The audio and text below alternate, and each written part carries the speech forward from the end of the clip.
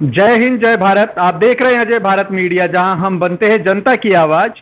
गुरुग्राम में आरडब्ल्यूए जो कि पिछले साल फॉर्म हुई थी सेक्टर 10A की, उसके बारे में उसके द्वारा विकास कार्य जो किए जा रहे हैं, यहाँ के जो प्रधान बने थे सतीश प्रकाश गुप्ता जी, उन्होंने हमसे पिछले हफ्ते ही बताया था कि किस तरह के विकास कार्य उन्होंने कराए। साथ ही हम यहाँ पे जनता के मुद्दे लेकर के आते हैं, तो हम यहाँ आरडब्ल्यूए के अंदर यानी सेक्टर 10A के अंदर जो रहती हैं समाज सेवी श्रीमती रेणु गोयल जी, उनके पास आए हैं जानने के लिए कि क्या आरडब्ल्यूए जो कार्य करने के लिए बनी थी, क्या वह अपने कार्य पूरे कर पा रही है, क्या वो वायदे जो किए गए थे जनता के पास वो वायदे पूरे किए जा रहे हैं। मैम, सबसे पहले स्वागत है आपका हमारे चैनल में। और जानना चाहूंगा मैम, क्या आप देखते हैं चेंजेस आरडब्ल्यूए बनने के बाद में, क्या कहना चाहेंगे ये इस मुद्दे देखिए, पर? 18 सितंबर को 2022 में इलेक्शन हुए थे आरडब्ल्यू के, जिसमें काफ़ी सारी खामियां थी और इसके कारण हमारा केस चलता रहा। 6 महीने तक तो उनको अप्रूवल नहीं मिला। फरवरी में उनको अप्रूवल मिला था 2 पोस्ट के लिए। और जो उप प्रधान पद का दावेदार थे मिस्टर वेद प्रकाश जी, उनके पद को खारिज कर दिया गया था, क्योंकि उनका जो बोर्ड था उनका पहले नंबर पर उनका हक नहीं था, तो इसलिए उनका जो पद था वो खारिज कर दिया गया था डिस्ट्रिक्ट रजिस्ट्रार के यहाँ से। और उनको बोला गया है कि इस पद के ऊपर दोबारा इलेक्शन कराए जाए। मुद्दा रहा कि उन्होंने क्या क्या कार्य किए, कि जैसे हमारे यहाँ समाज सेवी होते हैं, तो हम भी कुछ कार्य करते हैं यहाँ पर। एक आरडब्ल्यू जब हमारी फॉर्म हुई तो उन्होंने भी कुछ थोड़े बहुत कार्य किए, कि उन्होंने कहा कि हम बंदर पकड़वाएंगे या फोगिंग करेंगे, तो उन्होंने अपने एरिया में किए होंगे। ओवरऑल सेक्टर में तो ऐसा नहीं हुआ था। बाकी थोड़ा बहुत काम तो किया था उन्होंने। मैं ये नहीं कहती कि उन्होंने बंदर को नहीं पकड़वाया या फोगिंग नहीं करवाया है इसके अंदर, लेकिन ओवरऑल जो डेवलपमेंट एक आरडब्ल्यू के थ्रू होनी चाहिए थी, वैसी आरडब्ल्यू के थ्रू नहीं हो पा रही है, क्योंकि इसमें अभी भी ये मुद्दा डिस्ट्रिक्ट रजिस्ट्रार के यहाँ पर चलता आ रहा है। क्योंकि अभी भी हमने डिस्ट्रिक्ट रजिस्ट्रार से आरटीआई के माध्यम से कुछ डॉक्यूमेंट्स लिए, जिसमें पाया गया कि 18/9/2022 को ही वेद प्रकाश जी और महावीर जी, जो ऊपर प्रधान पद के दावेदार थे, दोनों को ही इलेक्शन से हटाया हुआ है। मेरे को तो देख के बहुत हैरानी हुई। इवन डिस्ट्रिक्ट रजिस्ट्रार को खुद हैरानी होती है कि इस डॉक्यूमेंट पे हमने कैसे उनको गो हेड दे दिया। इसके बारे में काफ़ी सारा डिस्कशन हुआ है, जिसके लिए उन्होंने 25 मई को 2023 को अपने ऑफिस में बुलाया है। और मैं भी यशपाल यादव जी को भी बुलाया है इसके लिए, कि ऐसा कैसे हो गया कि आपने इलेक्शन किया। उस दिन वहाँ पर वो मेंबर थे, उन्होंने इलेक्शन फाइट भी किया, और आपने ऐसे डॉक्यूमेंट हमें दे दिए जिसके अंदर इनके नाम ही गायब है। तो ये देखने का एक बहुत हैरानी का मुद्दा है ये, वैसे कि उनके ही बंदों ने, सतीश गुप्ता जी ने, अश्विनी कोहली जी ने और यशपाल यादव जी ने, जो रिटर्निंग ऑफिसर थे, उन्होंने ही 18/9/2022 में उनका नाम दस्तावेजों से गायब कर दिया गया है। तो इसमें वैसे ही इतना बड़ा साजिश लग रहा है कि किस चीज़ का डर था इनको। भाई, अप्रूवल ना मिलने का डर था या अप्रूवल ना होने का डर था, मुझे समझ में नहीं आया। ना ही रजिस्ट्रार को अभी तक समझ नहीं आया कि ऐसे पेपर पे उन्होंने अप्रूवल कैसे दे दिया। और रहा विकास कार्यों का काम, हमारा सेक्टर एक समाज सेवी सेक्टर है। यहाँ पर हर एक लोग, चाहे वो लेडीज़ हो या जेंट्स हो, वो काम करना चाहते हैं, क्योंकि हम चाहते हैं कि हमारा सेक्टर 10 एक आदर्श सेक्टर बने। इसलिए लोग एकजुट होकर काम करना चाहते हैं। लेकिन अभी जो नई आरडब्ल्यूए बनी है, उन्होंने इतना ज़्यादा सेक्टर के अंदर फूट डाल दी गई है कि ये बंदा ये काम करता है, ये बंदा सक्षम नहीं है, ये बंदा कमीशन खाता है, इस टाइप के एलिगेशन लगाकर वो कहते हैं कि हम जो 5-6 मेंबर बने हैं आरडब्ल्यू के अंदर, वो हम सक्षम है। बाकी इसका मतलब सक्षम नहीं है। सभी हमारे सेक्टर में जो रहने वाले लोग हैं, सभी बहुत अच्छे वेल एजुकेटेड हैं और संपन्न परिवार से ताल्लुक रखते हैं। जब भी कोई ऐसा समाज सेवा का कार्य होता है, तो बढ़ चढ़ के हिस्सा भी लेते हैं और डोनेशन भी देते हैं। तो मुझे तो नहीं लगा कि कोई ऐसा असभ्य या अक्षम बंदा है जो इस टाइप के काम करेगा, कि एक आरडब्ल्यू के प्रधान को मीडिया के सामने कहना पड़ेगा कि वो सक्षम है, बाकी सक्षम नहीं है। आप देखिए, तो मैं तो इस चीज़ के लिए क्या कहूँ कि उनकी वीडियो देख के ही पता लगता है कि वो किस टाइप की मेंटेलिटी रखते हैं पूरे सेक्टर के लिए। तो आप कहना चाहती हैं उनके द्वारा जितने विकास कार्य गिनाए गए थे हमारे साथ बातचीत में, वो विकास कार्य सिर्फ नाम के लिए थे, मीडिया के सामने बताया गया, धरातल पे कुछ नहीं हुआ? आरडब्ल्यू का जो मेन कार्य है वो सेक्टर के लिए किए जाए, 37 सेक्टर के लिए किए जाए, किसी और सेक्टर के लिए किए जाए, या पूर्वांचल फंक्शन के लिए किए जाए, वो मैटर आरडब्ल्यू का नहीं होता है। अगर उन्होंने किया तो ज़्यादा अच्छा है।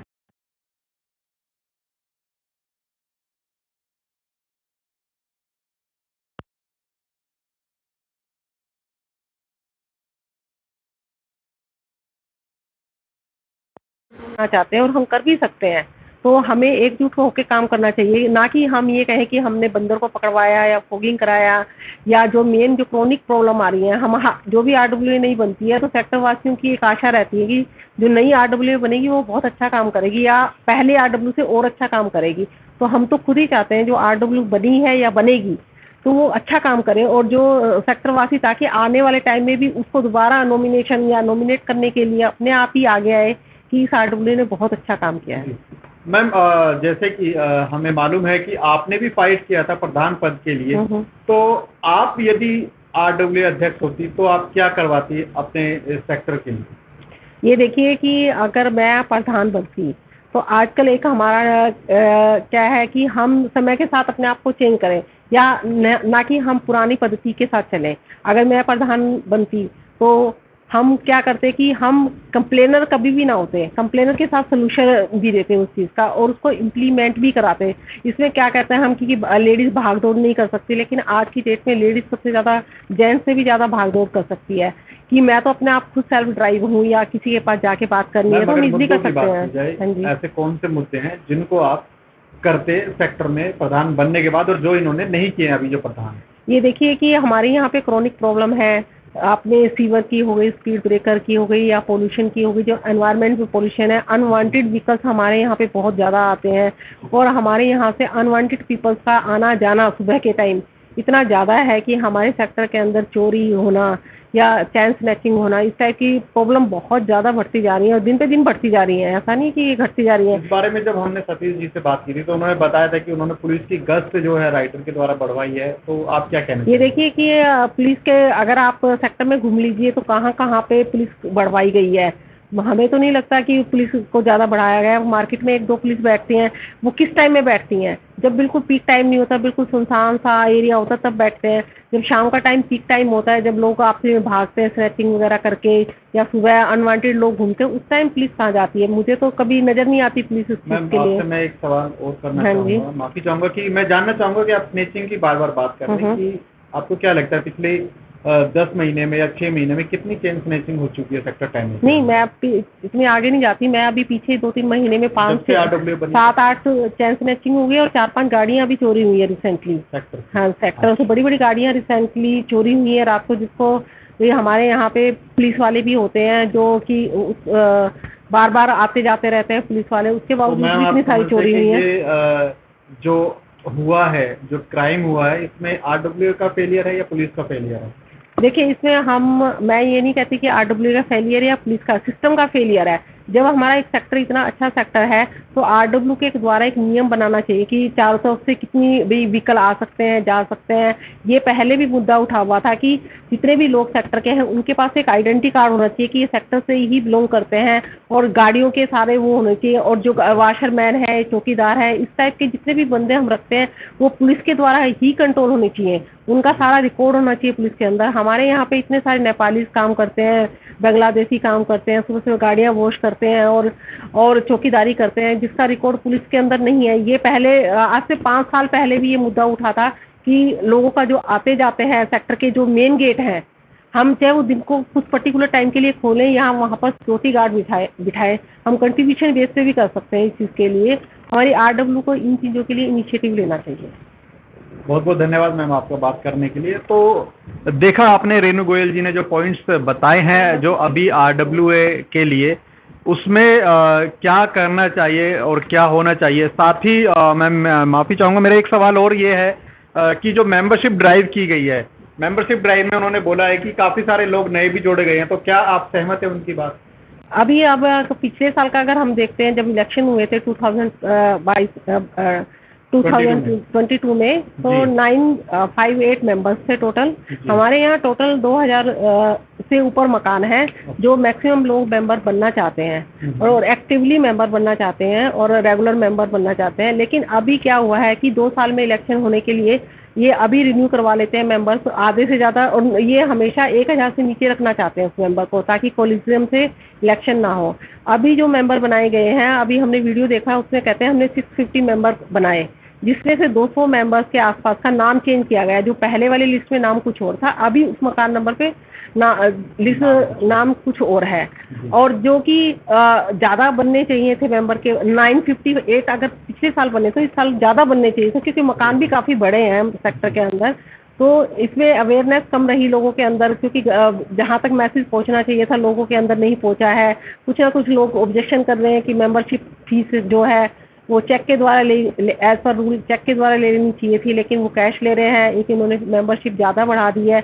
इस चीज़ के लिए तो मैं ऑब्जेक्शनेबल थोड़ा बहुत नहीं करती कि 100 से 200 कर दिया, लेकिन फिर भी हमारे सेक्टर के लोग एज पर रूल ऑब्जेक्शन कर रहे हैं इस चीज़ को कि हमारे फीस को क्यों बढ़ाया गया 200, हमसे राय क्यों नहीं ली गई है। जब केवल इलेक्शन में मेंबरशिप की बात आती है तब आप आके बोलते हो कि मेंबरशिप ले लो, उसके बाद कोई भी हमारा कोई रोल नहीं रहता सेक्टर के कंट्रीब्यूशन के अंदर। इसलिए उनके लिए ऑब्जेक्शनेबल था कि, और हमारा ऑब्जेक्शन ये है कि लास्ट टाइम अगर 958 बने हैं तो एटलीस्ट उतने मेंबर तो होने ही चाहिए थे, इस और मेंबर कैसे कम बने। हाँ जी, बहुत बहुत धन्यवाद मैम आपका हमसे बात करने के लिए। तो RWA, जैसे कि हमने सतीश गुप्ता जी से बात की थी, हमने तब भी यही कहा था कि विवादित RWA रही है उनकी, अभी भी विवाद थमने का नाम नहीं ले रहा है। विवादों से उनका नाता अभी तक बना हुआ है। जो पॉइंट्स रेणु गोयल जी ने बताए, यदि वो पूरे कर भी लिए जाएं तो शायद उनके विवाद खत्म भी हो जाएं। देखना होगा कि इस बारे में अगर हम सतीश जी से भी पूछेंगे कि क्या वो कहना चाहेंगे अपनी इस बारे में राय, तो हमारे साथ बने रहिए। धन्यवाद। जय हिंद, जय भारत।